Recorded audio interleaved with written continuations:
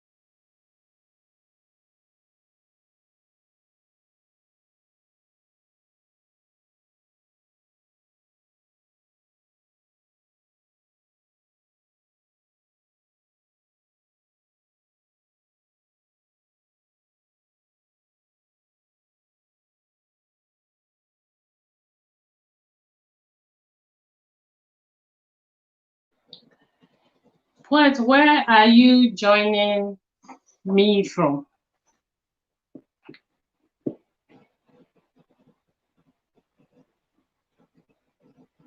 If I may know where you are joining me from. It's actually very cold at the moment in the UK.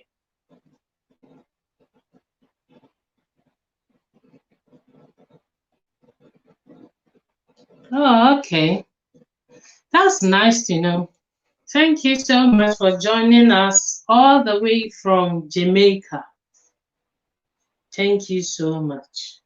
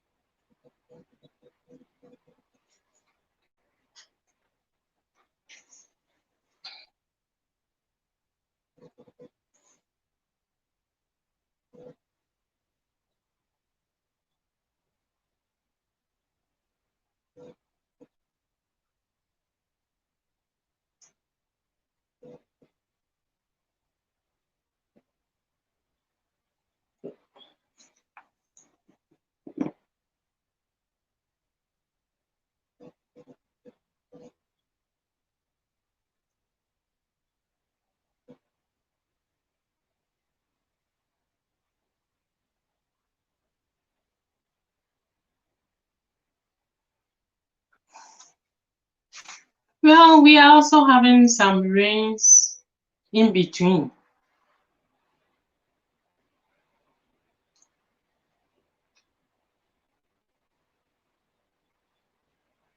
Hello, Peace Khan. Welcome.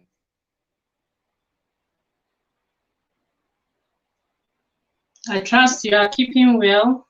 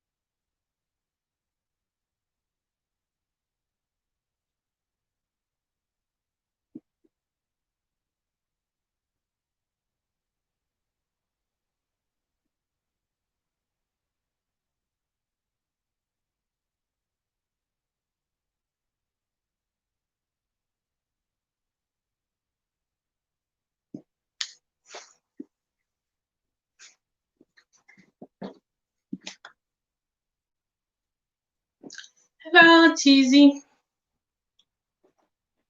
Welcome once again, and I'm glad to see you. Okay, on today's discussion, we have 3 updates from the Home Office. Then after the updates, we have a resource person who will come and speak on housing in the UK. So we have a lot to unpack today, and I hope it will be of benefit to a whole lot of people.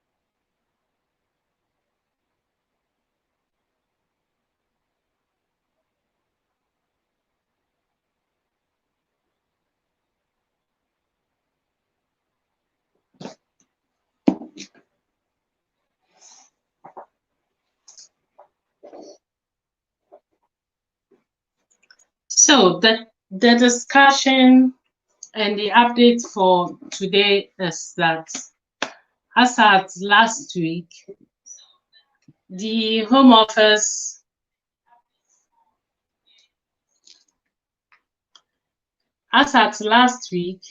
the annual increment for health surcharge was not increased because they couldn't pass the legislation for it. However, unfortunately, this week it's been passed, and so now the health surcharge that immigrants pay as part of the application, that's UK residents who are under the immigration rule in the UK usually pay an amount of £400 for a period of 1 year when renewing their visa application. So in renewing a 2.5-year visa application, usually you pay £1,000 in addition to your application. But with the current increment starting from this week, it's moved from £400 to £625 per year. So if you are renewing your residence, you need to know the £1,000 that you used to pay has now increased to £625 per year, which is nearly over £1,600, between £1,500 and £600 per year for your application. The second update is also health workers and care workers used to pay for their immigration health surcharge as well.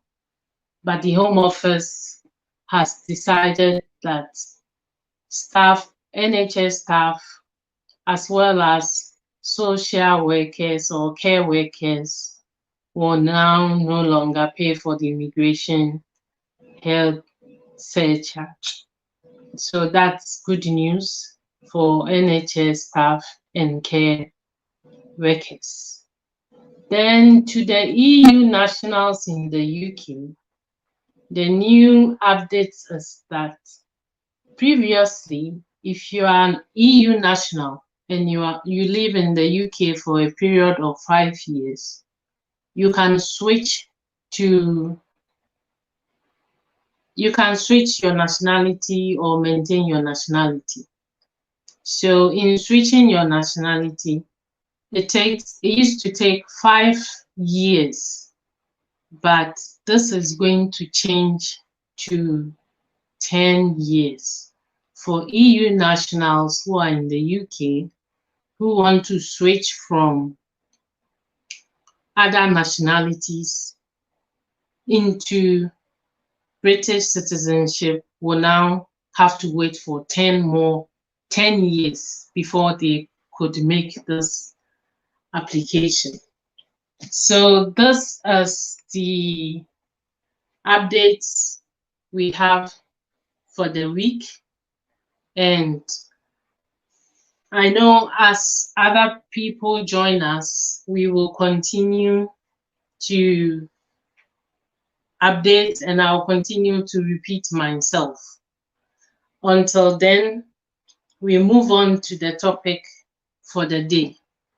And the topic for the day is on housing in the UK. So as we unpack the topic, if you have any questions, feel free to put them through by commenting, and I look forward to being able to answering all of your questions. Thank you so much.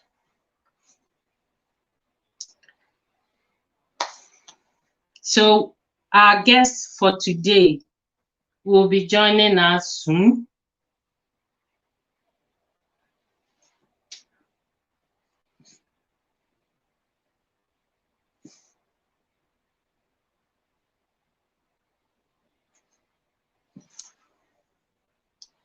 So we have with us Ajwa. Ajwa is a woman advocate.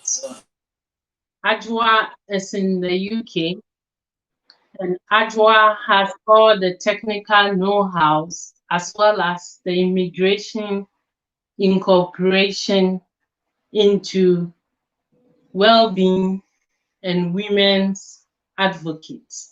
So I have with me Ajwa London. Thank you so much for joining us this evening. Hello, everybody. Hello, Ajwa London. We are all ears Hi, Owi. Waiting to hear from you. Can you hear me, Owi?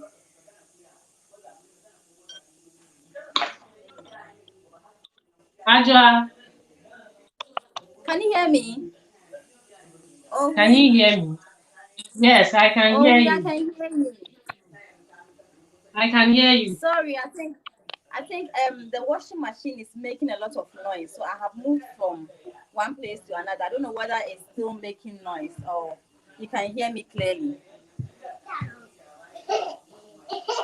I think it's okay. I can hear you. Okay. Okay. So Okay. today, Ajwa London is going to unpack all we need to know about housing situation in the UK. So we have more to learn and more to know today. Okay. Thank you, Owi.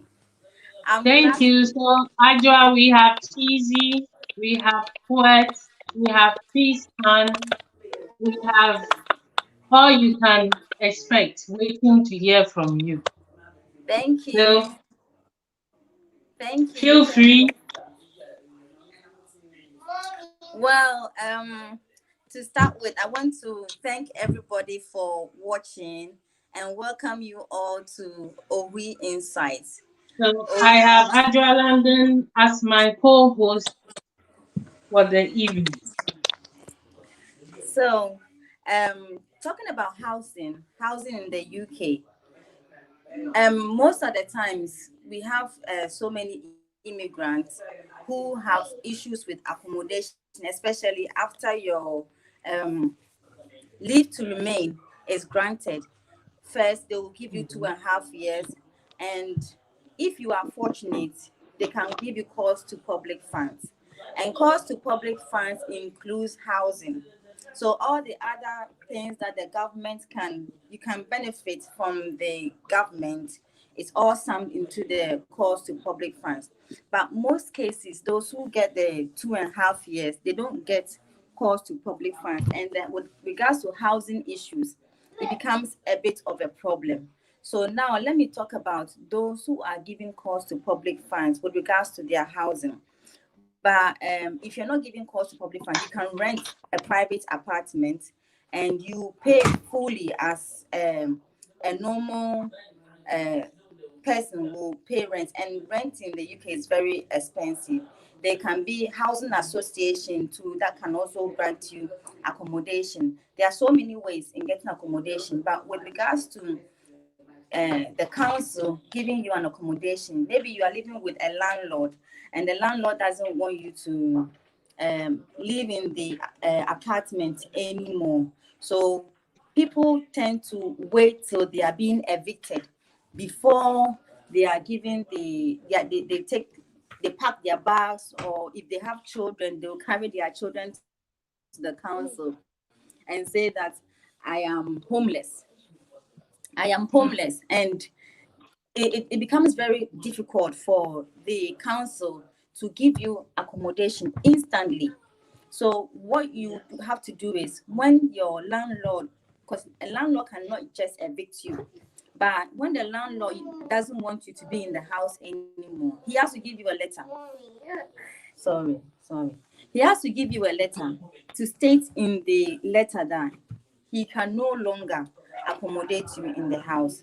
The landlord can even be someone that you have rented, or maybe a person that you are living with, a friend, a family. So if the person says that I am going through a lot of expenses because of you being with me, I can no longer accommodate you in the house, they will state everything in the letter and you have to take it to the council. The council will read and see that okay, you are no more wanted in the house anymore.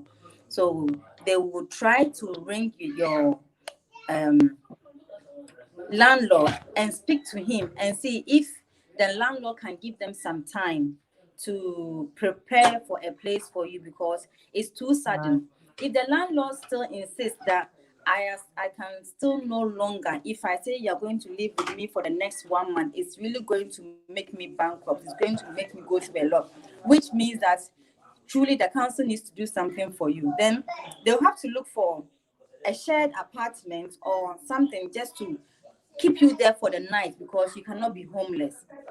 But if the landlord accepts and says that, okay, if you say you're preparing a place for the person, then I have given the person just a month, nothing more, nothing less, then they will use that one month to look around and see where they can accommodate you. And that is going to happen only if you have stayed in the council for 2 years and more. So that means you're already in the borough.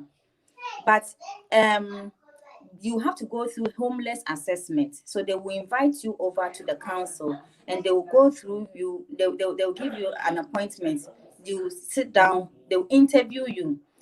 Reason why you need an accommodation. Okay, I live with my children and the place is overcrowded, or I am destitute, or I don't have a place to stay if my landlord is to evict me, and the children, it affects them. This is where they are schooling, and they have to get a place of their own so they can have the peace of mind to study. And so that is the homeless assessment. They'll assess you and see why they have to give you the accommodation. That alone, when you're able to pass the homeless assessment, I bet you instantly they will give you a key. So before the homeless assessment, they will have to prepare a place for you. If you're able to qualify to be given an accommodation, then they'll give you a key and ask you, okay, the landlord will be waiting for you over there. It can be an agent that they are going to make him be in charge of the housing, or it can even be the council itself that are going to be your landlord. So when it happens like that, then that means your accommodation is given to you. Owi. Thank you so much, Jane. I think if I understand clearly, I am okay. But I have a question for you. Okay. And my question is, I know no recourse to public funds is off most migrants' residents at the moment. In case you never had no recourse to public funds when your residence was granted, and you've been to the council before and they have turned you away, should your circumstance change, can you go back? As in, due to COVID, a lot of people having recourse to public funds. Can the person go back? Yes, the person can definitely go back.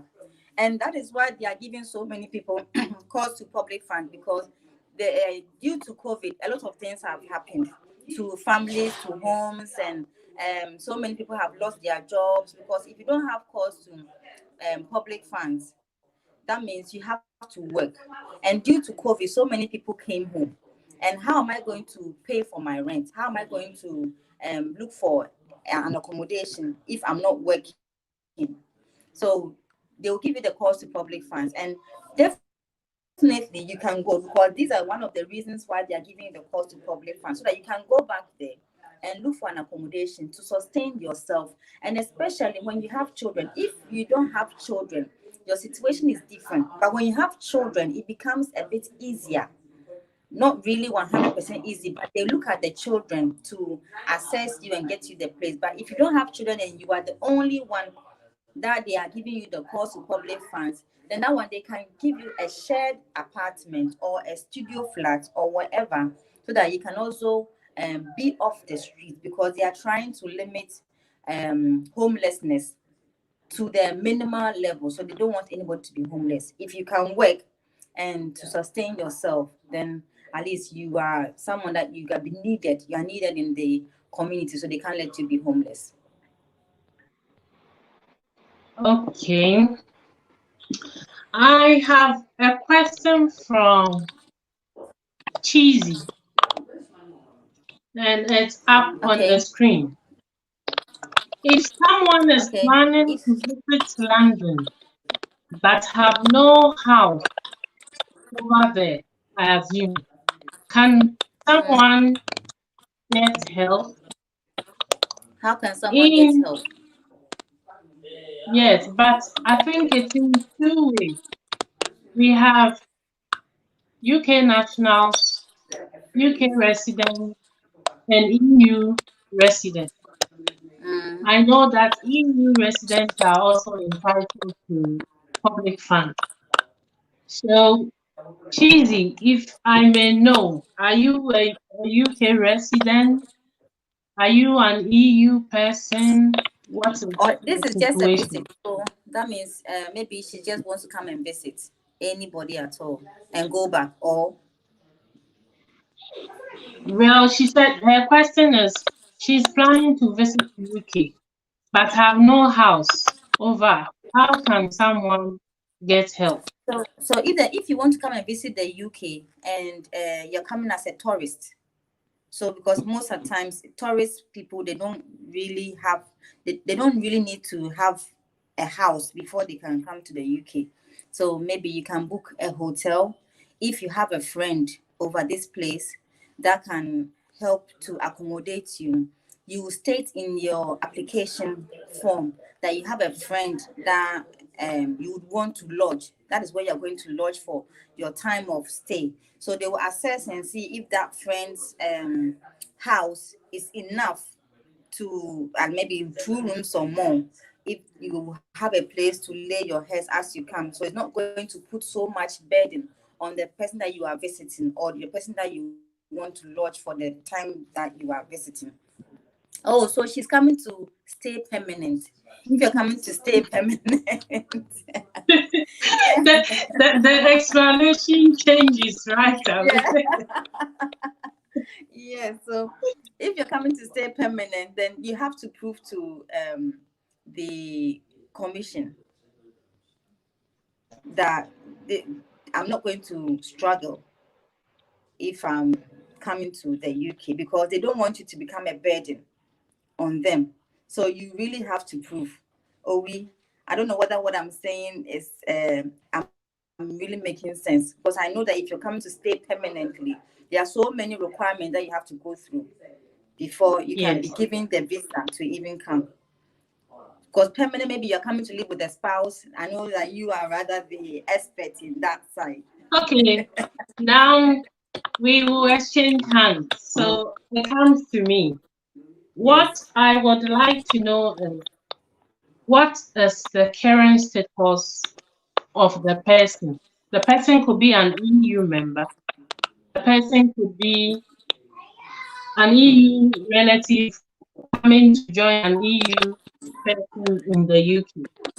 If you are an EU member, all you need to have in terms of accommodation is to know someone who can offer you an address that when I come to the UK, due to free movement, EU people can move. But you need an address that will indicate where you will be residing, because as soon as you come in, you need to prepare your EU settlement scheme, and they need your ID and accommodation. Unlike someone who is coming to a UK person, you need to, as a UK resident, you need to provide documents on your accommodation, availability of it, the fact that there will not be any overcrowding. So there is much difference. So if she's coming as an EU person, what chance does she have?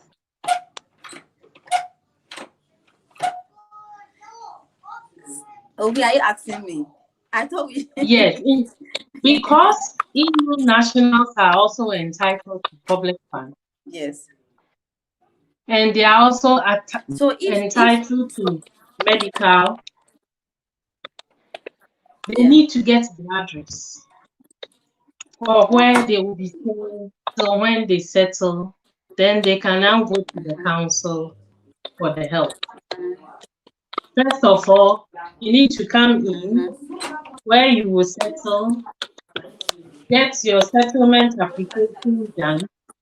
Then you can now go to the council and inform the council or borough you are in that I have come into the country, I am new, I will need residence.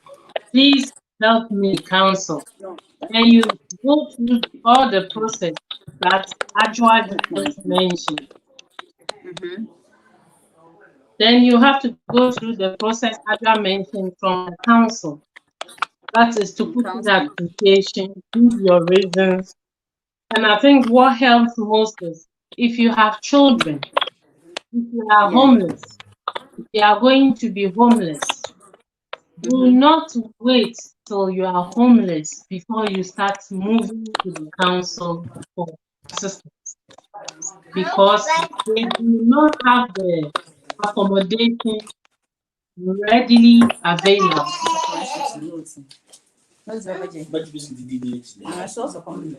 So whilst let's say your tenancy is getting to an end, Ajwa, do you apply before it ends, or your landlord must deal or contact the council?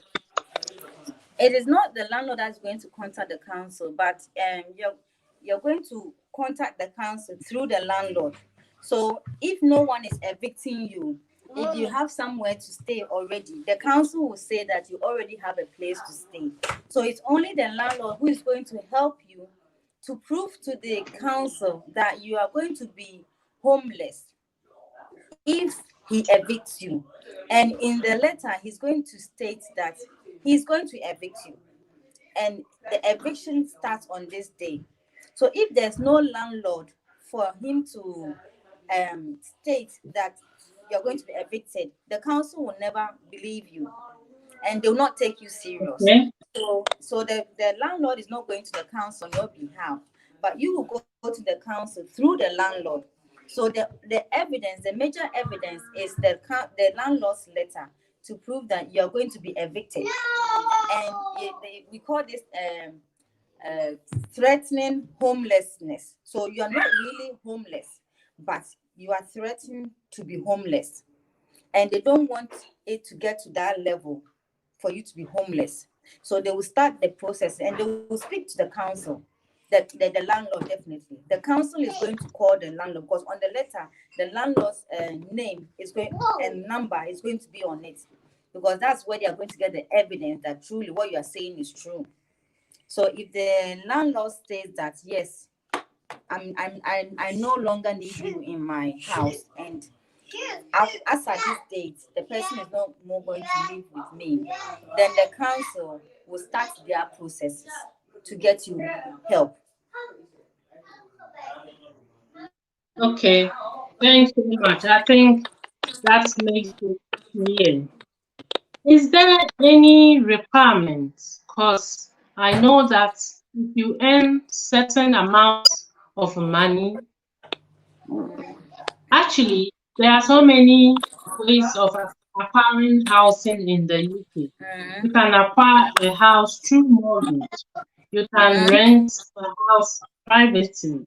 You can buy a house if you have the money. You can as well rent from a council at a subsidized amount. And you can also rent from a private landlord. Assuming I'm not earning much, which I don't, and I want a council house to rent, even at a better price, how do I go about it? So there's something that you have to go through. That one we call it like you're winning a point. So they put you on priority list. So if you're on higher priority, they will assess. So it all comes back to the assessment. So when they check that you are on higher priority, they give you a greater number of points. So you'll be on the top. But if you're on low priority, it looks like you never get a chance to get accommodation. So they will tell you go and look for private rent. But if you think they check your assessment and see that you can win points, but not now. So they'll put you on standby, and every day there's something that's going to happen. It's going to add more points to the point that you have with the council. So when we talk about the points, it's like something that is going to help you for them to determine that it is time for you to get the accommodation. So if you're on the lower priority list, you can never get there. So they'll tell you to go and look for private rent. But you need to be on high priority. And high priority, one is your children. If you have a number of children, that is going to affect you and the children and their education. All the time, they put children first. So they put you on the highest priority, that any other accommodation that comes up, you'll be given the first option. But when they check, even if you have cost to public funds and you are a single person, especially a male, you will never get the chance. They will tell you to go and look for a private rent and stay. So the landlord that is evicting you, maybe you are living with the landlord because you don't have money. So they will tell you to go and work and get money and be like any other person. But if the landlord that you are living with is the one who has rented the place that you are living with and you have children, it's going to give you more points and put you at that higher priority. If you don't have children and maybe you are a female or you are like an elderly person who is above 60, then they will look for maybe a shared apartment or kind of one room to accommodate only you. And it all comes back to assessing where you stand. So it can really happen. It can really happen. They can tell you to go and look for a job. When it comes to the council, unless you go and buy a house, go and look for a job and rent a place. Because they are giving it to those who really need it. Okay. So I think Cheesy wants to move in permanently. And so in this case, he first needs the first place of stay as an EU person before making plans to go to the council to apply for housing, because he has children. She has 3 children. Okay, thank you very much. I have a question from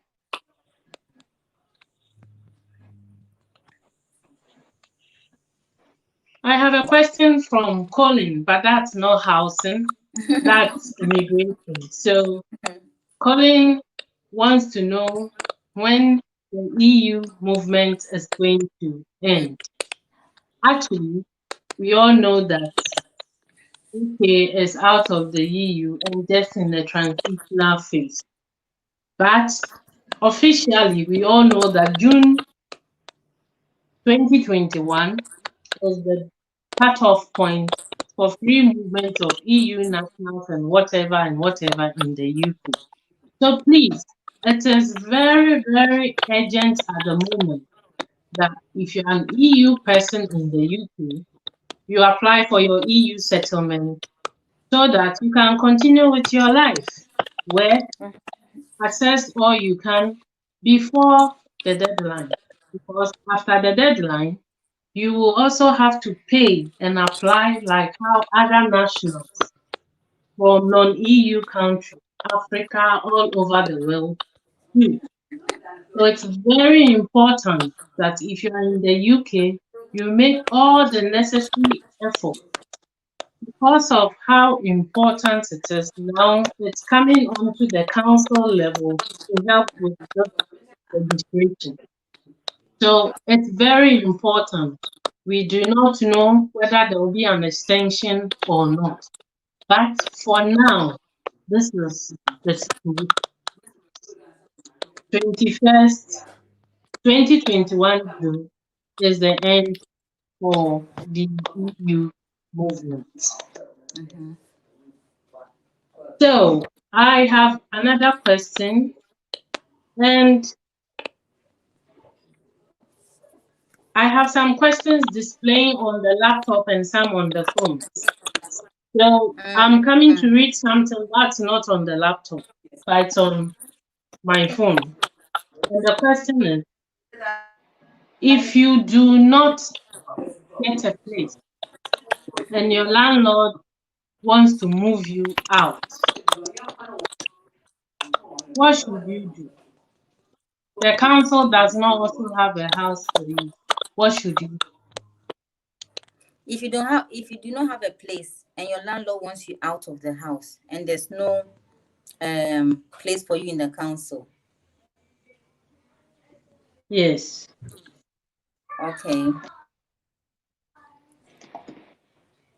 So if as for the council, no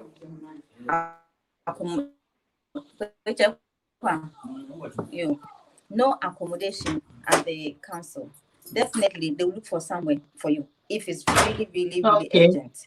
But it depends on the individual. So like I said earlier on, they are prioritizing it. They cannot give it to you if there's someone there who needs it more than you. So if you are a single person and maybe a male for that fact, and there's a mother with children, they will not give you the house and leave the mother and the children. So they prioritize it.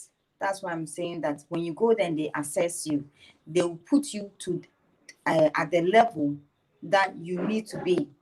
So that level will determine whether they can get you a place now or not.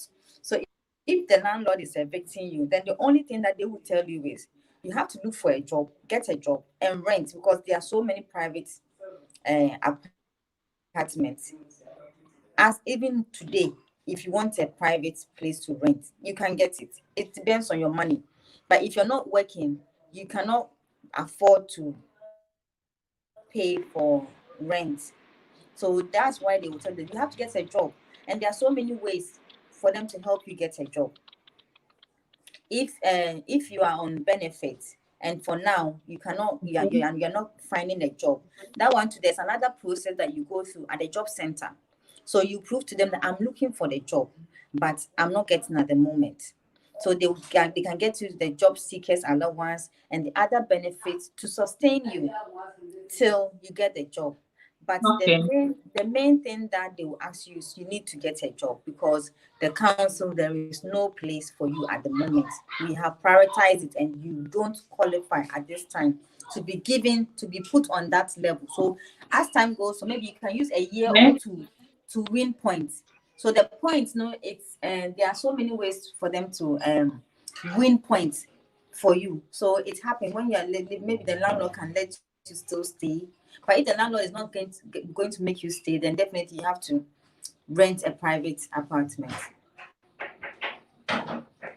That's interesting to know. If you are granted a council house, must you furnish it or they will furnish it? That's another question. Yeah, if it's a The private. second question, if you are renting from the council, is that also furnished or not furnished? So it is only temporary accommodation. So, it's only temporary accommodation that they are supposed to furnish the apartments for you. So even if it's the council or not the council, it will still be furnished. So that landlord that is giving you the place, that temporary accommodation, needs to furnish it. It doesn't matter if the person is a council person or a private person or maybe a housing association. Temporary accommodation, the place is going to be furnished. So you have your cooker, your refrigerator, your washing machine, your furniture, the bedding. These are the essential items. So every house needs to have essential items for a temporary accommodation person. But if they are giving you a permanent, that's what we call unsecured accommodation. If they're giving you a secured accommodation, if they're giving you a secured accommodation, that is a permanent accommodation, that is you are going to be the landlord of the place. So what happens is if you don't have money to get the essential items in the house, there's something that we call I've forgotten the name, but you have to apply. So something scheme. You apply through that scheme, and they'll give you a voucher for you to get those essential items. So you can buy them yourself, or they can give you some people who are going to provide those second-hand things for you to keep in your house till you get money to buy your own. So the permanent accommodation, they are going to give you a voucher for you to apply. You apply and you'll be given a voucher to get the essential item does not include television. So it's just the refrigerator, the cooker, the washing machine, the bedding, and the sofa. The sofa in the living room. So that's what we call resident RSS. So resident support scheme. The resident support scheme is given to those who have permanent accommodation. If you have a temporary accommodation, you don't qualify for that because your landlord needs to provide all the furniture or the essential requirements in the house for you. Okay. Yes. Mm-hmm. I have another ostrich question here. Someone said, I was in council accommodation. I was alone and I had 3-bedroom house. Later, council want to move me because they said the family need a big house and I am small. What should I do? Yeah. So this thing even comes back to what I was talking about before, that they will prioritize. If you're a single person, they can never give you a 3-bedroom house, like we call it a 3-bed, whereby a family who has a larger size needs it than you. So if he was fortunate enough to be given that accommodation from the start, now they have realized that he doesn't need it. So they will move him to a smaller place. It even comes to families that have children. When their children grow up and they get their own place, it reduces the number of people who are in the accommodation. So maybe if before you were 4 and now all your children have grown up to look for their own accommodation, because they have been in that council, that borough for the whole longer period of time, they're going to get them a house in the area, in the same council. So it will be left with the parents. So the parents, you have the 2 extra rooms that you don't need. So they can even come back to you and say that it's either you're going to pay tax on the rooms that are there, or they have to move. Really? Yes. So they have bedrooms that are not used. You pay tax for it. So it's deterring you. It's deterring you so that you can give up the place and look for a smaller place for yourself. Yes. Yes. Okay. I have another question from Doris Family. I think in terms of Doris' question, we may not have the answer because we are not into the housing agency. But in terms of the council houses, the price is with the council because they have a different price compared to the market price. So if you want a general market price, it depends on your location as well. So if you can explain whether you want within London or outside London, it's also a factor to consider in terms of price. So this is equally important to state, Doris.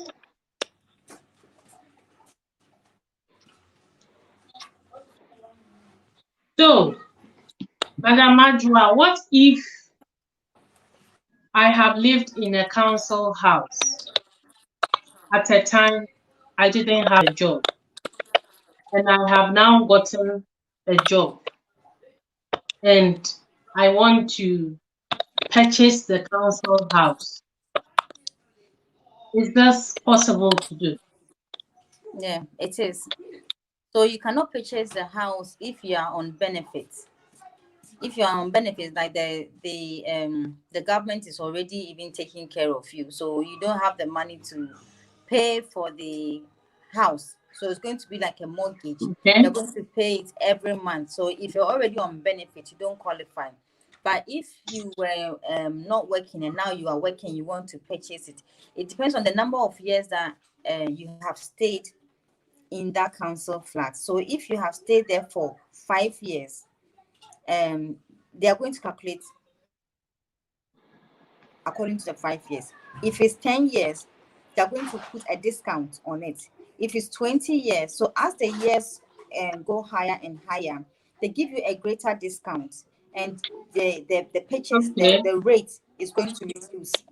The rate is going to reduce. So it depends on the number of years that you have lived in that particular accommodation. But if you want to purchase it, you are free to go. Okay, that's interesting to know. I have. Okay, you've answered Caleb's question. He wanted to know whether it's finished. And it's Caleb who wanted to know he can as well buy a council house. Okay, just to drift a little bit, because I have some questions for myself as well. Okay. One is on EU, that is answered. The second one is the UK resident immigration health surcharge has been increased, and this starts from 27th of October. It's going to change from £400 a year to £625 a year. Wow. So if you have any application to make, your best time is now, so that at least you can save about 500 to 600 pounds. If you are an EU member in the UK, it used to be you being able to apply for British citizenship after 5 years. If you want to change your nationality to British citizenship, you can do this after 5 years.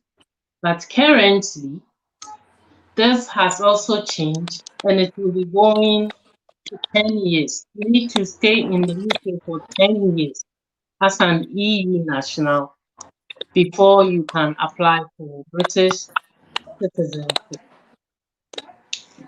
So, these are the updates for the week. Plus, if you are an EU NHS worker, you do not have to pay NHS health surcharge any longer. This has been cancelled for care workers as well. But because the application is designed in such a way that you still have to input the payment, you will have to pay, after which you request for a refund. Then you get your money back. So this is how it's been designed. So some good news for care workers and NHS workers as well. Interesting. So I have with me Jane, who also have a question. She wants to phone into the studio. So Jane, feel free to do this, and Ajwa is ready to answer you. For those of you who are just joining us, we have with us Ajwa. Ajwa is a woman advocate. She is the one unpacking all we need to know about housing in the UK today. He has spoken at length. I need to offer her some water. Unfortunately, I'm unable to do this. But I will leave that for now, for you to rather ask any question you have so that he will answer you. So feel free, if you are EU national in the UK, if you are UK resident, if you are EU person who wants to know about housing in the UK, feel free to do this.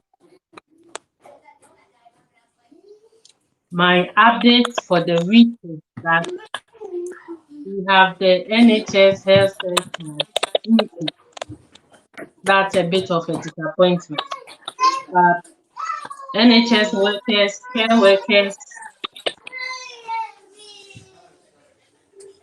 care workers will no longer have to pay for the NHS charge.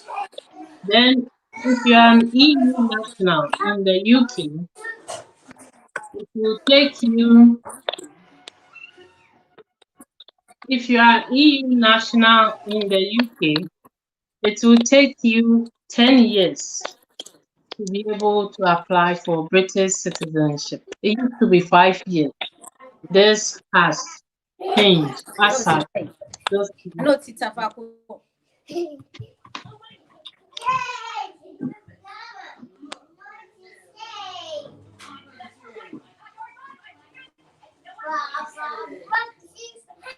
so Jane, what happens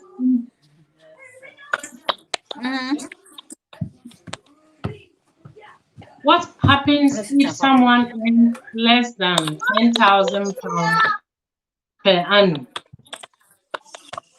Can they apply for, or can they rent from the council? 10,000 per annum. Yes. Yeah, they can. They Because can still rent. I think So, 10,000 per annum it's is below. still a low income person. Yeah, it's below. It's below. So the benefits will take over. So they are going to pay. No, Princess, they are going to pay part of. So let's assume your accommodation costs £1,500 a month. That £1,500, they will check the salary, your per annum salary, and they are going to deduct from the benefits. And the benefits is going to take the rest of the cost. So definitely the benefits are going to pay, but they will check your salary for you to pay the rest. If you're not working at all, they are going to take the full accommodation cost. But if you are working, they are going to do some calculations. So even that one, you can go to benefits calculator. You put in your salary per year, and it's going to tell you how much the housing benefit people are going to pay for your accommodation. No. For the accommodation. So it's still going to, because even if you're not working at all, they are going to take the full cost of your accommodation. So if you're working, definitely they are going to deduct and you pay the rest. So if you are out of work or you do not have work at all, the council can help get you accommodation. Yes. But this is really not fair, actually. Let's assume I'm working and I can afford the subsidized rent. Just because I earn a bit more shouldn't deprive you from being able to rent from the council. That is I don't know whether we will say it's not a fair game or it's a fair game, because it's going to be fair It's for regulation. Yes, it's going to be fair for those who are working, because nobody wants to struggle, and they want it to be like, even if you're not working, you'll still be okay. And with the single people, it's not easy for you to even be on benefit, because you're not going to live the kind of life that you want to. But when you have children and you're not working, at least you're working for your children. So they are, it's like they are paying for you taking care of the next generation for them. So they have to take care of you so that you take care of the children, and they will pay for everything for you because you need to take care of the children. So sometimes before your child gets to reception, if he or she is in the nursery, they don't even force you to work. They allow you to stay at home and take care of the children because you have to go and pick them up, and they are all the errands you have to do it. But the moment they get to the reception, they start asking you to go and work. And that one, you can do some temporary job so you take care of your children. But someone who doesn't have children at all, being on benefits is not enough, because the benefits out of you working is more than you being on benefits. But if you have children and the cost is, yes, it's, and the cost is high, it will be better for you to, yes, to, if you're not working, it's not really a bother because your children will be covered. They count the number of children that you have. Reduce the volume. I have a question from My Choice. My Choice would like to know, how long can someone stay in temporary accommodation with children for well-being or something like that? Or It's a maximum of 3 years. Oh wow! Maximum of 3 years. So within that 3 years, anything can happen. But after the 3 years, that time they will decide whether they are going to move you to somewhere else, or if you're okay with where you are staying, you can choose to stay there. So within the 3 year period, you have the option of bidding elsewhere, because maybe you would prefer to stay somewhere else. But most people don't really enjoy their temporary accommodation, so they start seeking other housing elsewhere. But if they are okay with their accommodation, they can be given the option to bid elsewhere. If they don't like it, then they can decide that, okay, I think I'm comfortable with where I am. I prefer to use this place as my secured accommodation, that is a permanent accommodation. But it's not going to be more than 3 years. So you can stay there for up to 3 years. Up to 3 years. Okay. I hope that answers your question, My Choice. I have another question from JWTV. What if your landlord is moving you and your 3 children, and the council don't have a place for you? What should you do? So, like I said earlier on, the landlord cannot just move you instantly like that. I He think should give you. Jane just joined us, so she's not heard much. So I will take my time and explain to Jane. yes. The landlord cannot just evict you out of the blue. He needs to be giving you notices. So those notices, instead of word of mouth, it should be in official writing. So he will state and tell you that I'm no more going to accommodate you in my place, and you're going to be evicted from this date henceforth. You are no longer going to be with me. So that is where you take it to the council. So you're going to apply to the council through the landlord that I'm going to be evicted, and I have a threatened homelessness. So I'm being threatened of being homeless. Then the date that the landlord has given you, the council will work towards it, because the council will say that, okay, we need to look for a place for you. But now that they have given you, say, a month or two, they will make sure that within the month of 2, they will prepare a temporary accommodation for you and your children.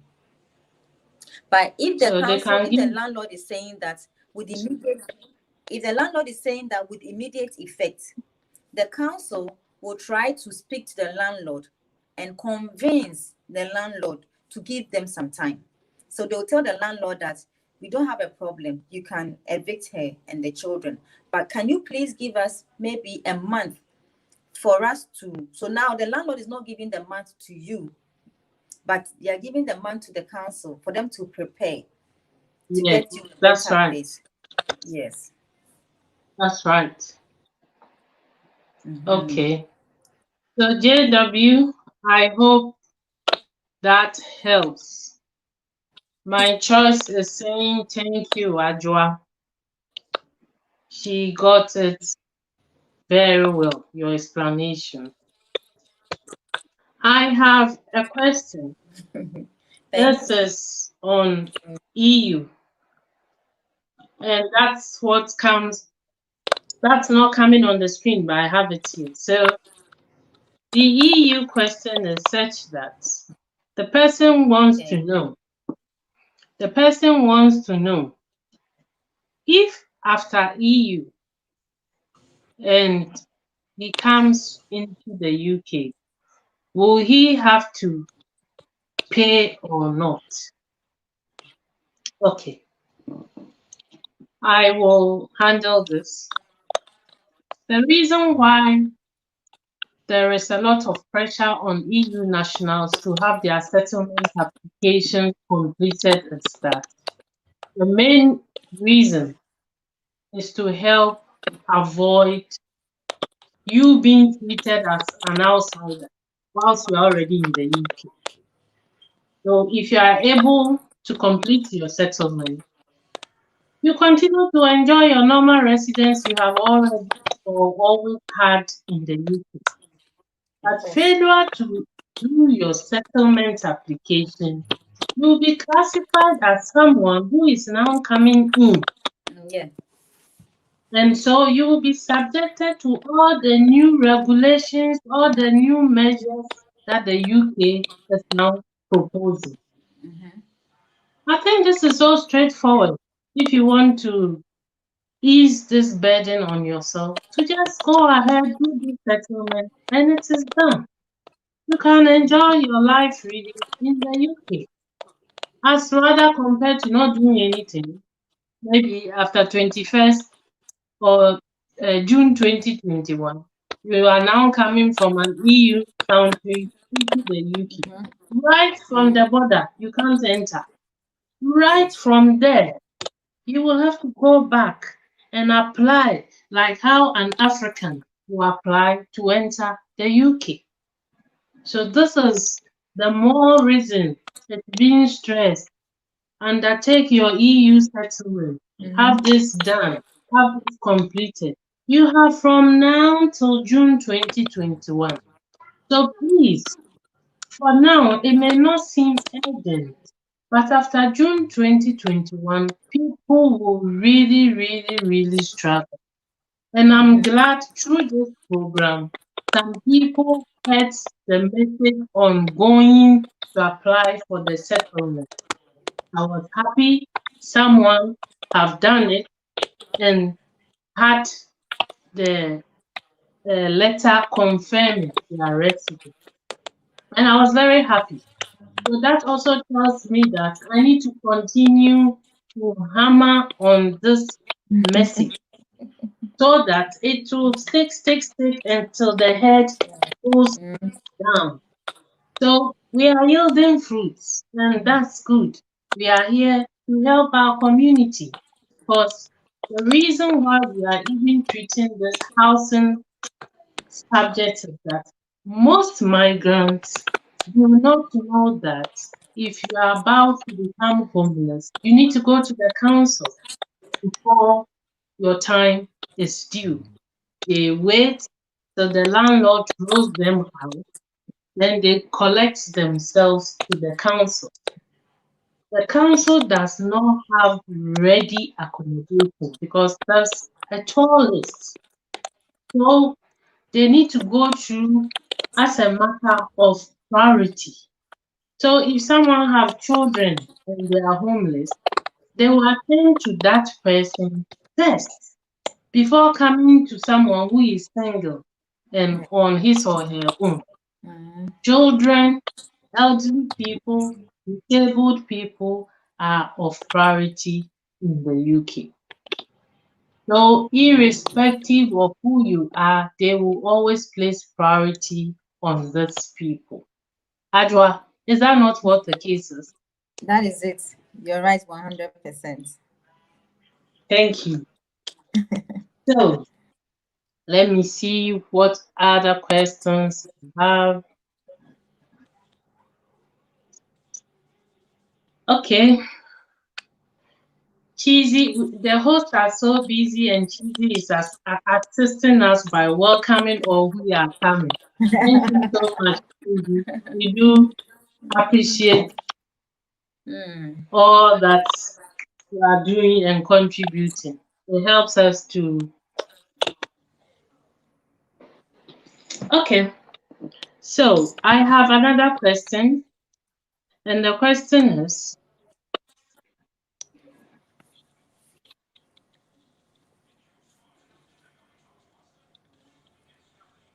I think this person wasn't here when this was asked. What is I think he was what do I do to apply for council house? Because I learned sometimes you don't pay anything, and sometimes it is also less rent. It's less what rent. Less rent, or I think the person is trying to say that the council rents are cheaper. It's cheaper. Either you pay a cheap rent or you pay nothing for the rent. So I think how do they apply for it is what we need to Even repeat. with private accommodation, you still if you're on benefit, they will still pay your accommodation for you. But the difference is, since the private accommodation is expensive more than the council, you will still have to pay the remaining sum. So the council flats or council rent are subsidized, which is going to can always, most of the times, even in living in London, which is an expensive area, your housing benefits can always take care of the accommodation if you're not working. But if it's a private rent, you have the housing benefit will pay the only one that they have calculated the limit. And then since the private rent is more expensive than the council, if say £200 is in excess, you have to take that cost. But the council houses are not that extremely high for the housing benefit to take some for you to pay the rest. So if you're applying for a council accommodation or council rent, it always comes back to the homelessness. If you're not homeless and you are going to apply, that one they put you at the back of the queue. Because maybe you're already living with your parents, but because you want to be independent, you want to move to your own place. Since you're already in the council, they will search for around the borough and see if there's a place for you. But if there's no place for you, they can check the neighboring boroughs to see if there's an accommodation there, and they will ask you whether you want it that way or you still want to be close to your family. If you still want to be close to your family, then you have to wait. You'll be there, and you keep on winning your points, so they get somewhere for you in the council. But if you think you are in a hurry to be independent, you want to move away from your family, and you still want to be independent, and you think that the neighboring councils is not a bad idea for you to stay there, they can look for that place and move you there. So that means you can no more come back to this council, even though that is where you have lived your entire life. But if you really want to apply for a housing, housing, and you are not being threatened to be homeless, they put you in a queue. So I see. Yes, if you want it as soon as possible, then your landlord should evict you and give them notice that this is what is going to happen to you. They don't want you to be homeless. But if you're not homeless and you're living with your family and you want to take your time to get a place, you definitely get it. It can even take you 2 years.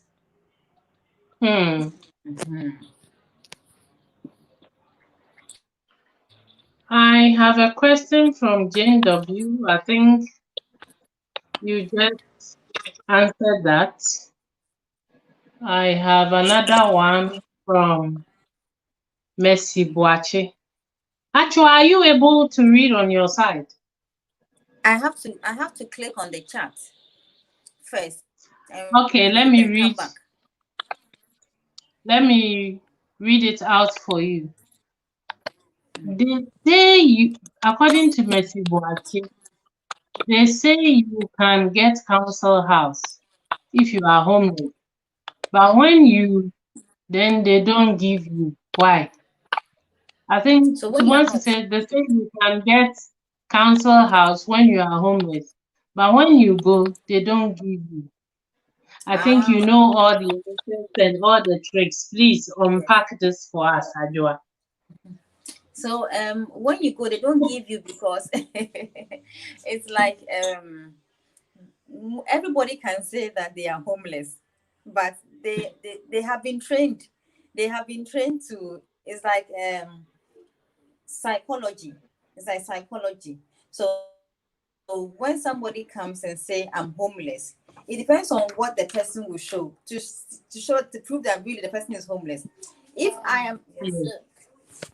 am not homeless, okay. If I'm not homeless, it's going to reflect in my body language. That means I just need the accommodation. But if I'm seriously homeless, naturally it's going to, so they have been trained to know all the tricks.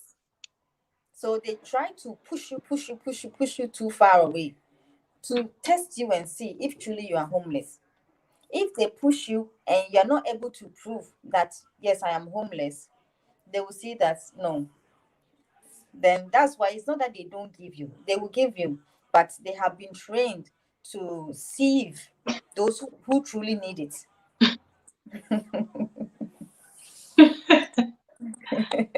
So as you can hear, there's a lot of training to put you off. Yes. So Just to frustrate you. So They just want to frustrate you. And if you are truly in need of it, right. they will see. Mm-hmm.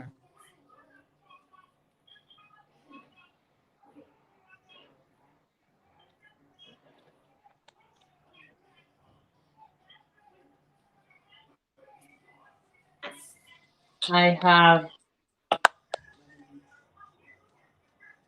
a question from. So that's the answer, Mercy. You need to persevere if you really, really need it. You need to persevere. So I have. Did I say that?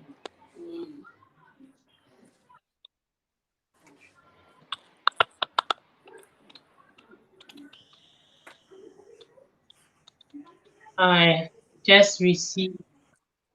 So I have Madam, seen a question here. how long? Here. Okay, so over to you then. So how long do I have to stay in a place to be able to get a council house? So you should be there for at least 2 years, 2 years or more. Okay. So they should know you to be in the council. They should know you to be in the council for at least 2 years. If you are not in the council and you want to be there, it depends. Maybe that place is not crowded, so there are still some places for you. That's why when it comes to London is always overcrowded, but outside London is a bit free. So if you have not even lived in outside London before, London can speak to the outside London cities and push you there. That one, it doesn't even take a long time. But those who want to move from outside London to London, if you have not stayed here for 2 years, you can, because already the place is choked. So when you have lived in the council for 2 years and more, it depends on your family ties. If you have all your families in that same council, they wouldn't want to take you away from your family, because family is everything to them. So they know what Yes. you get from family. So they will look at the family ties that you have in that council, and they have to still make sure that they accommodate you in that borough. And that one, you should be there for 2 years and more. Okay. Jane says, thanks, madam. I think I have a very funny one, which we all need to laugh about anyway. I have a statement from my choice. You have to go to the housing office. You have to go to the housing office with a very big luggage. Then they will know you are serious. Or maybe if you have a baby, then you'll be carrying your baby on your, and the baby will be crying. They say that I'm homeless. Then they think that you are serious. As funny as that may be, sometimes people find themselves in situations like this, where they have to go everywhere with their luggage and as well as their belongings. But the good thing is, in UK, they always pay priority to children. So if they should see you with your children as your luggage, they will be worried. Yes. If they should see your children as your luggage. Okay, I do not.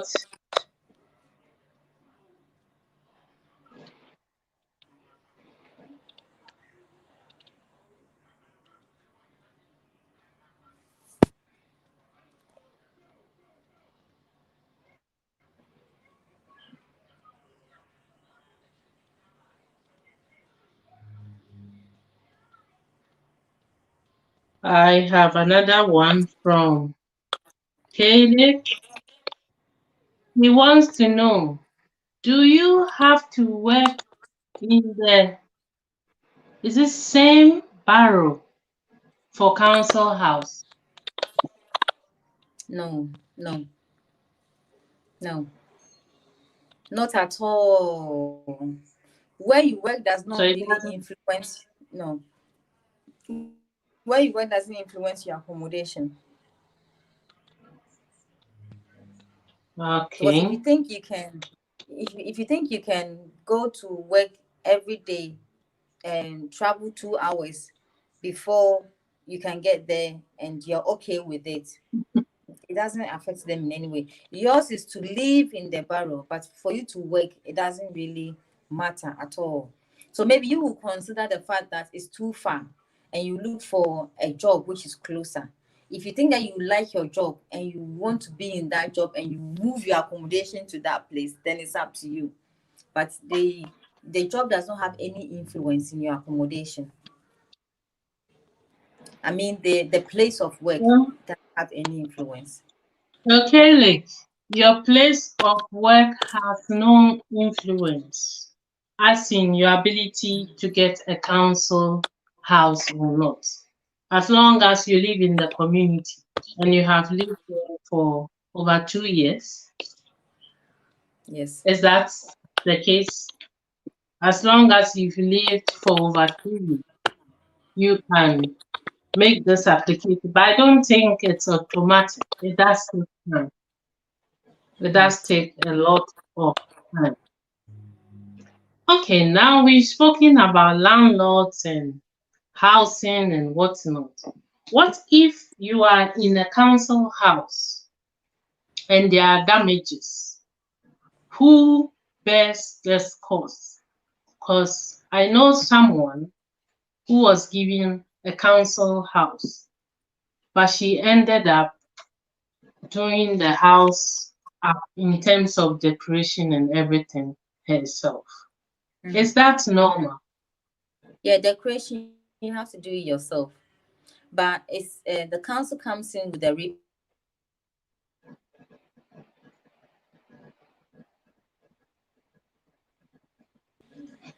Wow. Sorry, you Sorry. went off, but Yes, glad you are back. I had a call. I had a call. Sorry, I had to cut the call.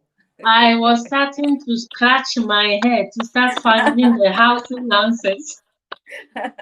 A call was coming. I had to end the call before. So where was I? So with the repairs, that's why you pay council tax. That's why you pay council tax. So there's a repair team that you need to phone for them to come and do all your repairs. But if you want to decorate the place, it is up to you. They give you a limit. When you decorate the place, which is permanent decoration, and the place gets damaged, you have to repair it yourself. The council does not pay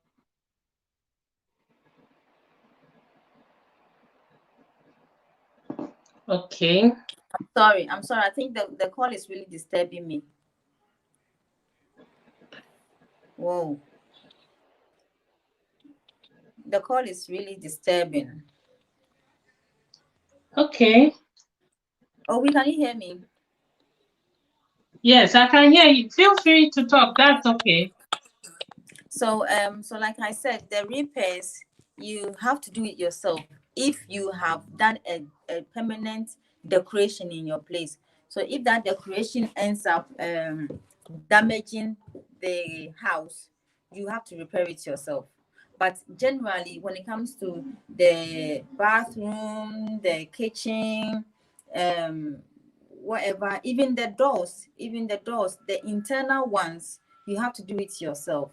But the external door is the work of the council to fix it for you. I see. Mm-hmm. Obi, kindly give me some few minutes. I will come in. I'll join in again, please. Okay, that's fine. Okay. Thank you very much. So while you go off, I will continue with the updates for the week. And the update for the week is the immigration health surcharge that is being paid by immigrants in the UK has been increased from £400 a year to £625 a year. And this will kickstart in October 27th. So if you have any application, you do not have much time, but at least you have about a week or two to get it in. So if you are able to do this, that would be great. The second update is NHS workers, staff will no longer, or NHS migrant workers will no longer pay for the immigration health surcharge. But same goes to care workers. Care workers will no longer pay for this charge as well. Reason being that, which I'm sure of, their immense contribution as frontline workers during the pandemic. So that as well helps. Then the third update is for EU nationals. EU nationals in the UK used to have the option to switch from whatever nationality they have to British citizenship. And they could only do this within a period of having stayed in the UK for 5 years. You can switch to British citizenship. But the new regulation says that the EU nationals going forward can only do this after they've lived in the UK for 10 years. So that's also another sharp change. In addition to that, if you're an EU member and you are schooling in the UK, there is something they call health insurance scheme for EU national students in the UK. This also helps EU nationals to enjoy free healthcare in member states. So, if you are in a member state and you cannot provide this identification or documentation, if in the future you want to apply for nationality or naturalization, you may be disqualified. Reason being that it's like an ID that you have never had.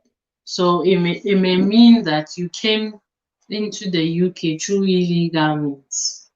So if you've been a student and you intend to apply for naturalization, please do well to make sure you have spoken to a solicitor before going ahead to make this application.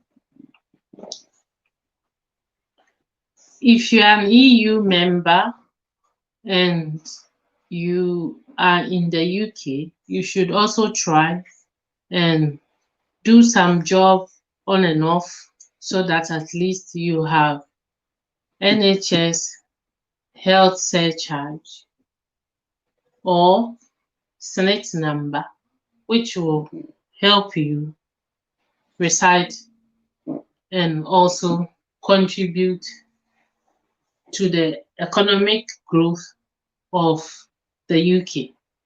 So that's good, and that's the update for the week. In terms of the housing, I had a resource person who was talking to us on housing. She's off for a while, but I can take over and continue from there as well. So, how do you acquire housing in the UK? In the UK, you can acquire a house through a mortgage. If you have the finances, you can buy it outright.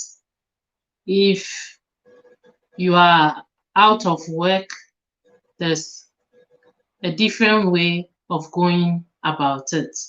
If you are disabled, there's a different way of going about it.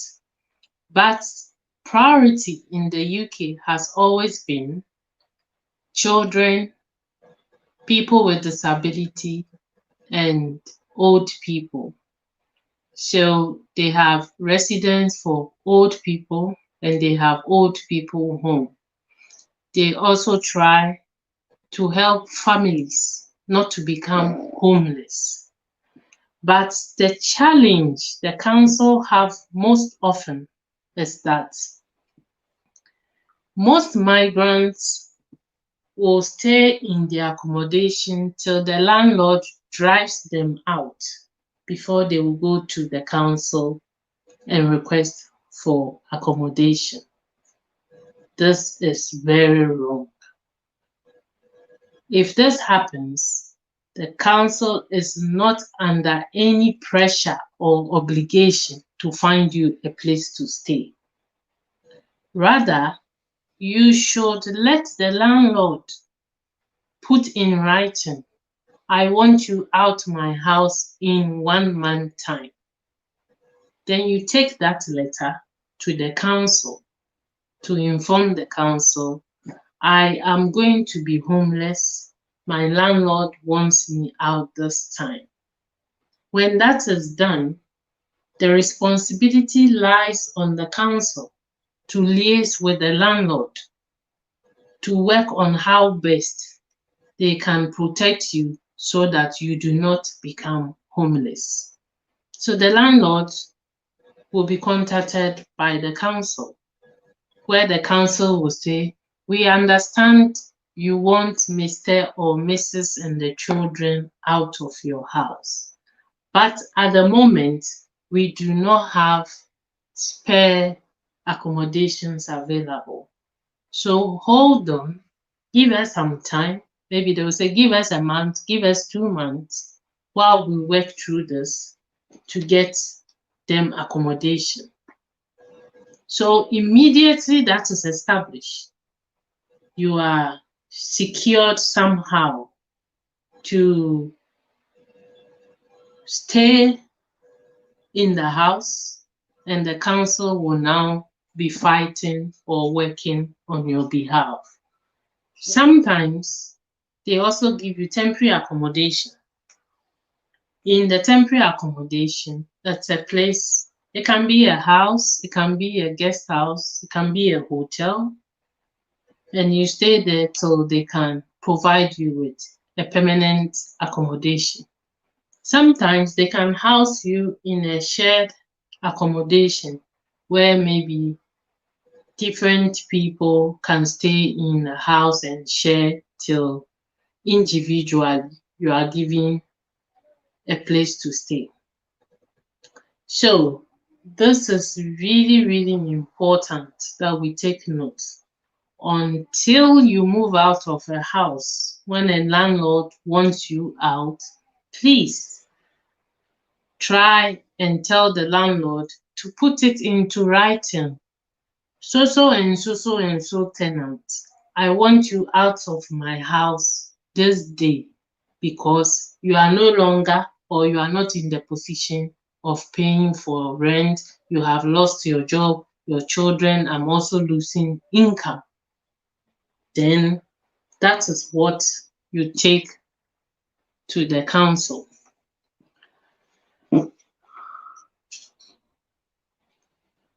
Thank you very much, Cheesy, for the compliment. It helps and it keeps us going.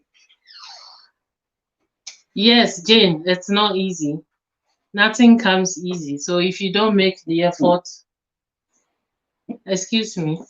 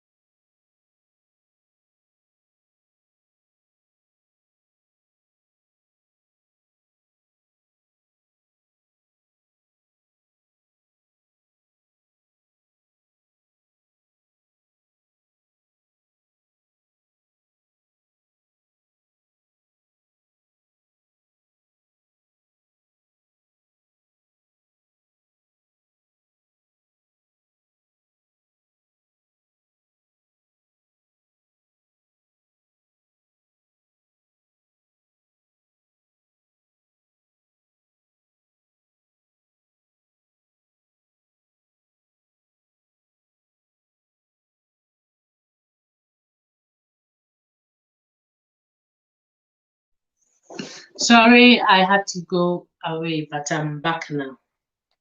So yes, Jane, nothing comes easy, but you need to put in the effort. Otherwise, you can be homeless so quickly. So my choice wants to know, please, where can we get the documents you are talking about? This is nothing special, my choice. Before you stayed in a home, your landlord gave you a tenancy agreement or had a verbal agreement with you, whichever way. If he wants you out, he needs to put it in writing. He can just write a letter. Hello, my tenant, I want you out. It is that letter that can help the council look into finding you accommodation. So it is very important that you stick to this. It is very, very important. It is very important that the landlord gives you an eviction letter or eviction notice. And that's the mistake most migrants make. When the landlord is evicting them, they stay till the eviction goes through. Then they are found wanting, not knowing what to do at the last hour, and that's very bad. It puts pressure on the council, it puts pressure on you and your family, and if you are not careful, you could be homeless for a while before being put in accommodation. So sometimes if you have children, if you have older people, it helps.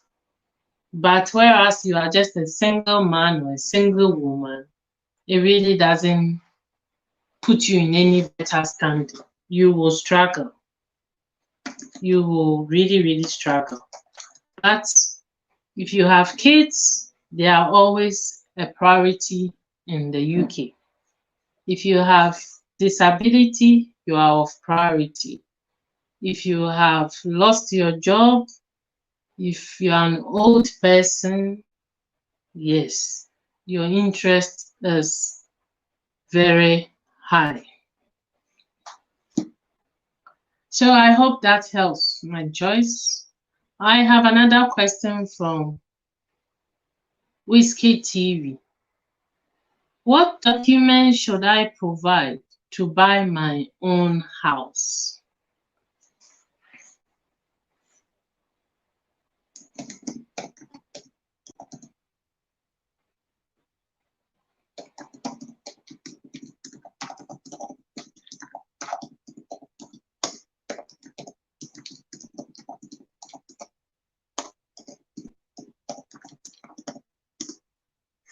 So, if you are in the UK and you have residence,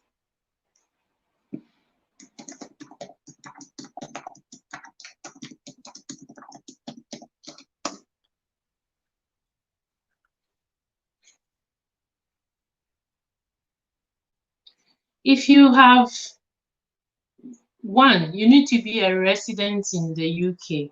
Two, you need to have a job, because before the council will grant, before the bank will grant you any financial support, they will look into your work situation. If you have your own money, you can just go and buy the house outright. If you have lost your job, you have a family, you have children to look after, and you do not have all these means, then the government can consider and grant you a free accommodation. Even that, to qualify for a free accommodation, you should have access to public funds. That is, behind your residence card, there should be this writing that you have access to public funds. It is with this writing that you can go to the council for help. But if you want to buy the house outright, then you need to have your residence, you need to have a job, you need to declare your income status, you need to declare your earnings, and the bank will decide on how they consider you for this. I hope this helps.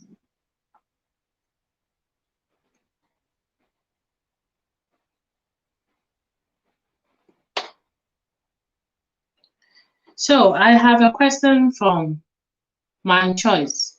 I'm talking about the British passport when someone is going to school.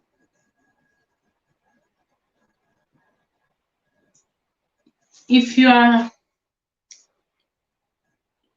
let's say, if you are an EU person schooling in the UK, what you need to do is, before you came from your EU country, among the EU member states, they have a healthcare insurance if you are applying for education out of an EU country, or even if you are within the EU country. This card entitles you to some benefits as an EU person. So if you schooled here, you should have it. At the end of your studies, if you want to, or if you stayed here for 5 years, you can switch from Italian passport to British passport, or switch from any other passport, or you can switch from any other nationality to the British citizenship. If you meet the requirement, you should be able to do this. But as at this week, it used to be living in the UK for 5 years, then you can switch to British passport. But from now, EU nationals must live in the UK for 10 years before they can apply for British passports. I hope that helps.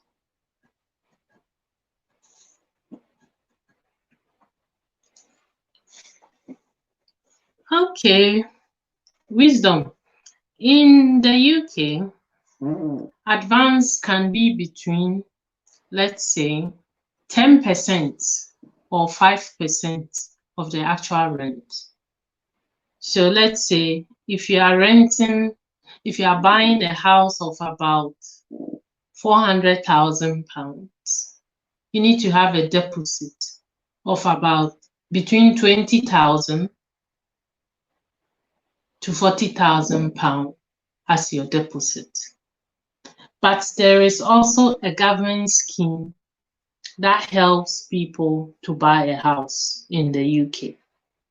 The government scheme is such that the government pays 5% of the deposit. So if you are fortunate and the seller wants only the 5%, you get this. As well, you yourself, if you have this money in your account, you can as well take it and use as your deposit. And you should be able, if you are successful, you'll be granted the loan.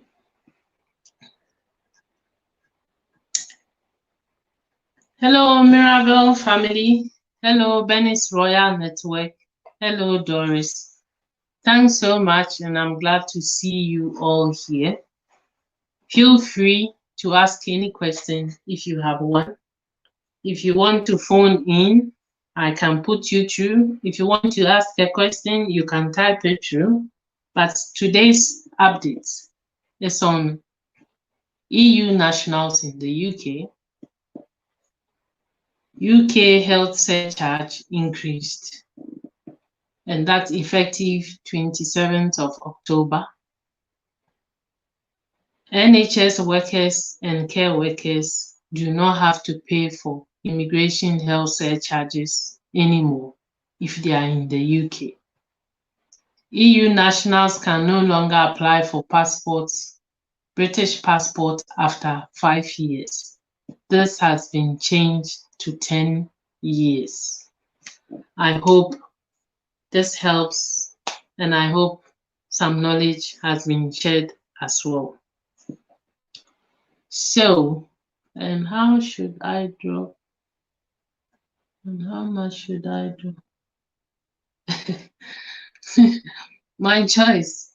It's so much, but you and I have no control about it, sadly. But it's something that will now come into play. So I believe if you qualify within the 5 years, I'm sure if you do it this year or early next year, you could go through. Like, how much should I have to buy a complete home? Because I really want my home. Okay. To buy a house in the UK, the location, as in whether you want to live inside London or outside London. If you live inside London, the prices of accommodation is very high, and this can go from £700,000 upwards. If you live outside London, this can go from 300,000 or 290, let's say £300,000 upwards. And this £300 is a 3-bedroom house, and this is outside London, not within London.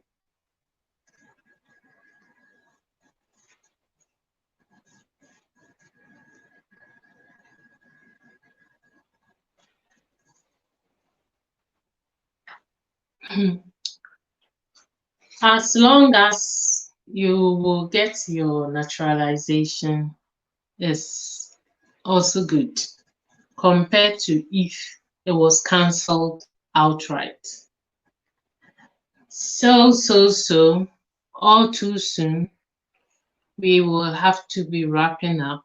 But I do hope all questions have come true. I do appreciate all the time and the presence.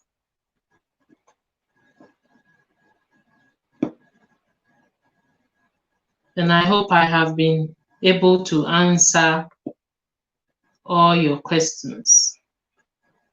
My co-host has problem with her network, and so coming back will be a challenge. But I think we clarified most of her side of issues.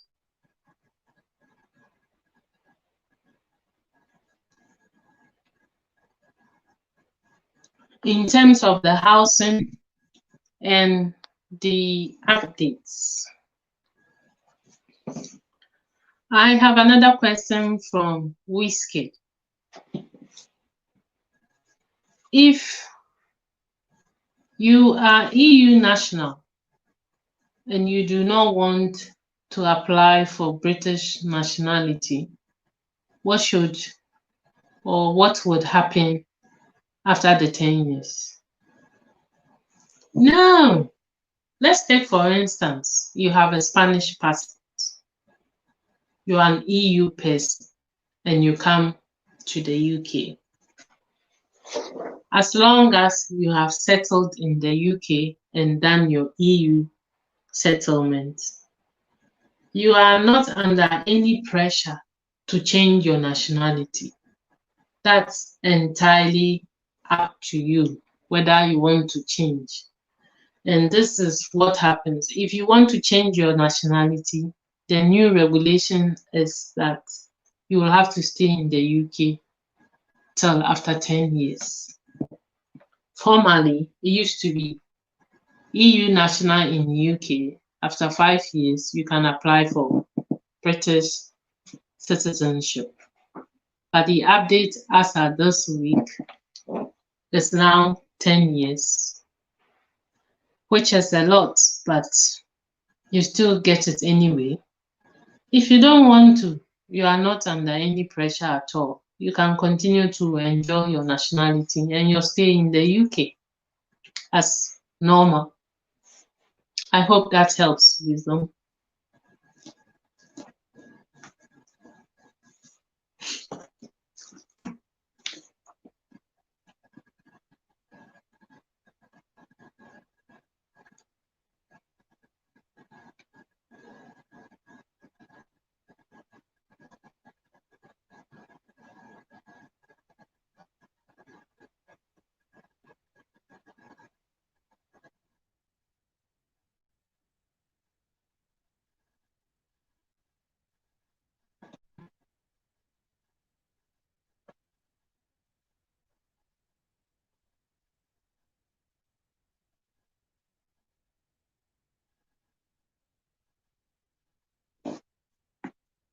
So I have a question from Mercy Boache.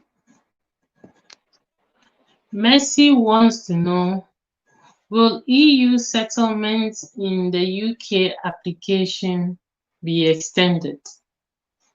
For now, there's no such official information that after June 2021, there will be an extension. All we know for now is June 2021 will be the end of the EU transition period in the UK. I hope that helps.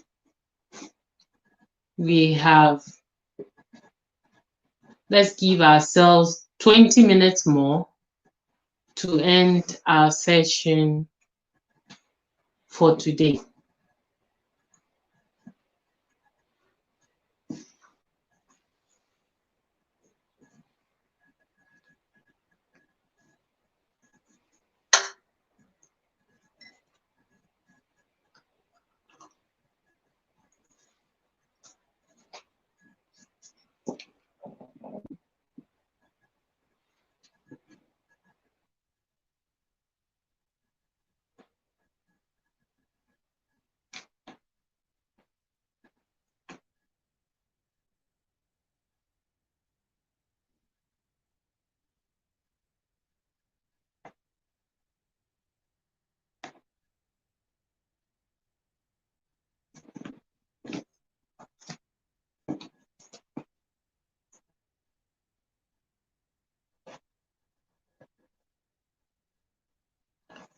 I have a question from Mercy. Oh, it's showing here and not there. Thank you so much, Cheesy, for always being part of our live discussion. Your participation is much appreciated. I'm sure it's very late at your end, and I appreciate your time spent here. Do have a good night, and I'll see you soon in my next video or next live session. Thank you. So, will EU nationals, no, can EU nationals apply for housing in UK?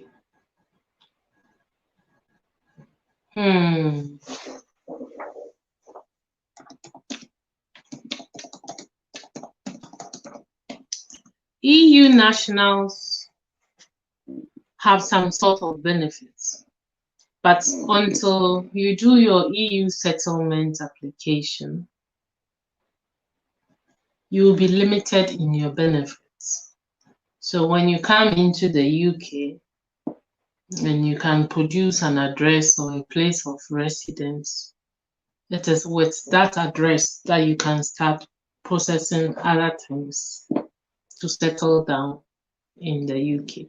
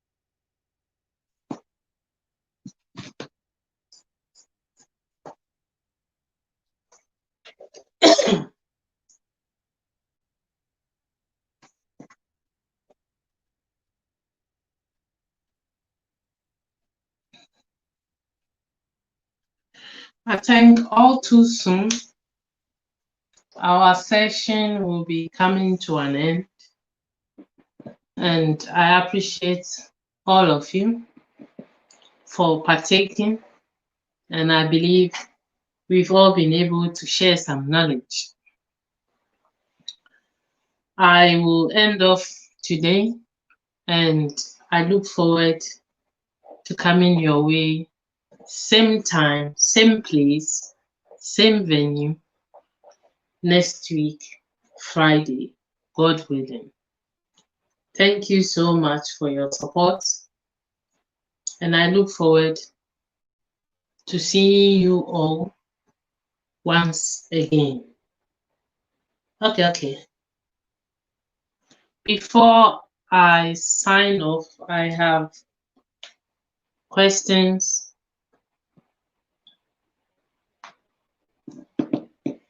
I have a question that needs to be answered.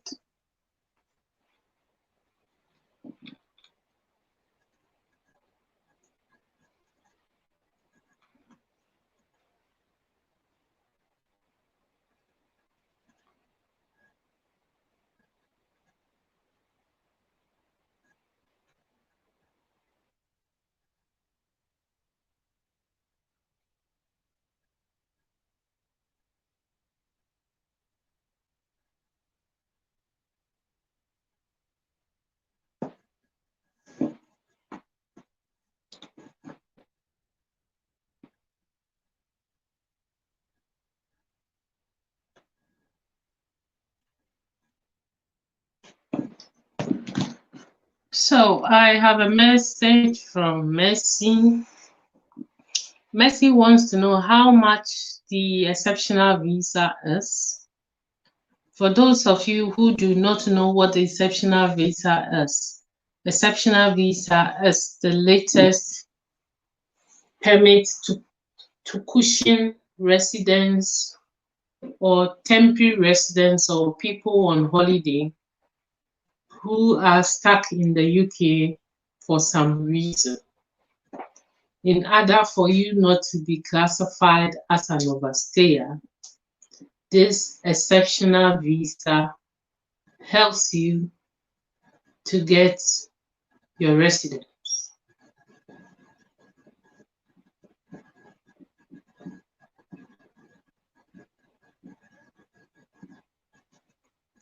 So that you are not disadvantaged or treated as an overstayer till you are able to travel back to your home country. How do I apply for this? To apply for the exceptional visa, you will have to go online. It's a form that you fill it in online.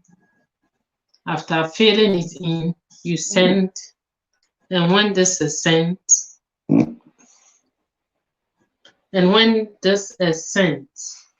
you are given an email to attach your evidence for wanting to continue to stay in the UK. Then with that all together, your home office will contact you within 5 working days.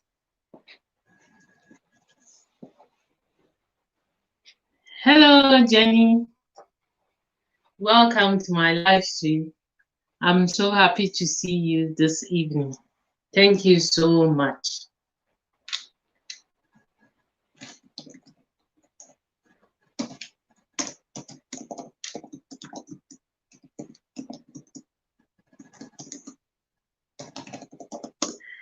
We are just at the end of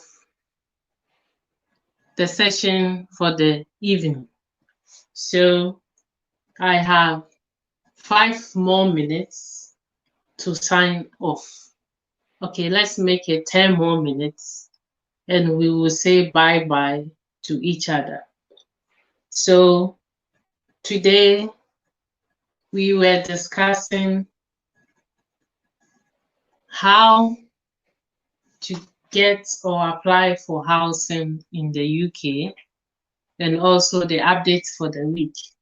The updates for the week is, if you are a visitor or a foreigner and you work in the UK and you work with the UK hospital, NHS, the foreigners used to pay for some money during their residence.